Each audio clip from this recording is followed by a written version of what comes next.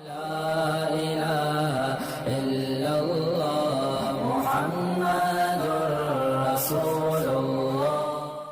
صوبیہ ناز صاحبہ کرناٹک انڈیا سے وہ سوال کرتی ہیں جی کہ کیا محرم کے پہلے تمام 10 دنوں میں روزے رکھ سکتے ہیں؟ رسول اللہ صلی اللہ علیہ وسلم نے ارشاد فرمایا، بالکل صحیح حدیث ہے کہ افضل الصیام بعد صیام رمضان صیام الشہر اللہ المحرم او کما قال صلی اللہ علیہ وسلم، کہ رمضان کے بعد سب سے افضل ترین روزے اللہ کے مہینے محرم کے روزے ہیں۔ تو اس میں محرم کی فضیلت بھی ثابت ہوتی ہے کہ آپ صلی اللہ علیہ وسلم نے محرم کے مہینے کو اللہ کا مہینہ قرار دیا، اور آپ صلی اللہ علیہ وسلم نے فرمایا رمضان کے بعد سب سے افضل روزے محرم کے۔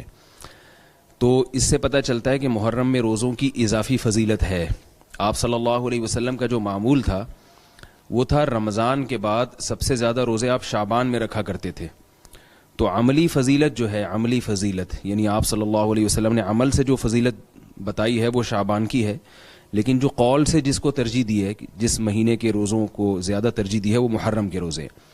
تو علماء نے، علامہ نووی رحمہ اللہ نے اس میں تطبیق یہ دی ہے کہ محرم کی فضیلت بالکل آخر میں، یعنی جب اسلام کا آخری زمانہ تھا اس وقت وارد ہوئی ہے۔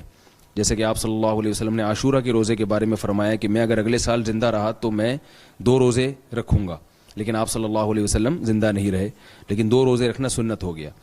تو علامہ نبوی فرماتے ہیں اگر آپ صلی اللہ علیہ وسلم مزید زندہ رہتے تو آپ صلی اللہ علیہ وسلم پھر رمضان کے بعد سب سے زیادہ روزے محرم میں رکھتے۔ اس حدیث سے ہمیں یہ ایک اشارہ ملتا ہے۔ تو اس لیے محرم کے روزوں کی الگ سے فضیلت ہے، اور عاشورہ کے روزے کی تو بہت زیادہ فضیلت ہے۔ آپ صلی اللہ علیہ وسلم نے فرمایا پچھلے 1 سال کے روزوں کا کفارہ بھی ہے، اور اس کی جو فضیلت ہے علماء سے آپ سنتے ہیں۔ لیکن یہ جو ابتدائی 10 دن ہے محرم کے، ان کی الگ سے کوئی فضیلت نہیں ہے۔ پورے محرم کے مہینے میں جب چاہے روزے رکھ لیں، شروع کے 10 دن رکھ لیں، درمیان کے 10 دن رکھ لیں، آخر کے 10 دن رکھ لیں۔ البتہ علماء پورا مہینہ روزہ رکھنے کو ناپسندیدہ قرار دیتے ہیں، کیونکہ آپ صلی اللہ علیہ وسلم کی جو سنت ہے، رمضان کے علاوہ کبھی بھی آپ پورا مہینہ روزہ نہیں رکھتے تھے، ناغہ کرتے تھے۔ تو افضل یہ ہے کہ محرم میں زیادہ سے زیادہ روزے رکھے جائیں، مگر کوئی دن متعین نہیں ہے، جب آپ کو آسانی ہو آپ رکھیں۔ جی بہت شکریہ مصعب۔ اور محمد اسماعیل صاحب راولپنڈی سے پوچھ رہے ہیں اگر کسی کے فرض روزے رہتے ہوں اور وہ عاشورہ کے روزے میں قضا کی نیت بھی کر لے تو وہ قضا روزہ اس کا ادا ہو جائے؟ عاشورہ کے روزے میں اگر وہ قضا کی نیت کرے گا تو قضا تو ادا ہو جائے گا، مگر عاشورہ کے روزے کا ثواب نہیں ملے گا، کیونکہ عاشورہ کا جو روزہ ہے اس کی ایک مستقل فضیلت ہے۔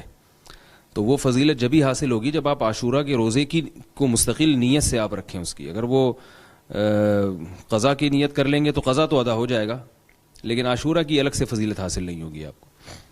جی بہت بہت شکریہ مصعب۔ اور محمد زبیر صاحب کا اگلا سوال ہے، اور وہ یہ پوچھتے ہیں محرم الحرام کے مہینے میں شوقیہ حلیم پکانا کھانا جائز ہے؟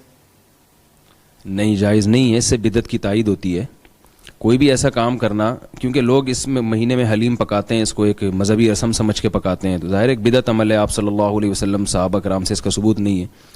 ویسے بھی کھانے پینے کا اسلام میں جو تصور ہے وہ ایسا نہیں ہے جیسا ہمارے معاشرے میں بنا لیا گیا ہے۔ آپ صلی اللہ علیہ وسلم کھانے پینے میں بہت قناعت سے کام لیتے تھے، اور آپ صلی اللہ علیہ وسلم نے فرمایا بدترین برتن جو ہے نا بھرنے کے لحاظ سے وہ انسان کا معدہ ہے۔ تو ہم دیکھتے ہیں کہ نبی صلی اللہ علیہ وسلم کی سیرت کھانے پینے کے معاملے میں قناعت ہے۔ اسلام میں روزہ عبادت ہے، کھانا عبادت نہیں ہے۔ اور حلیم تو بڑی بھاری بھرکم چیز ہوتی ہے، اس کو پکانے میں کتنا ٹائم لگتا ہے، پوری رات دیگوں میں چمچے ہلانے پڑتے ہیں، تو ٹائم کا ضیاع ہے۔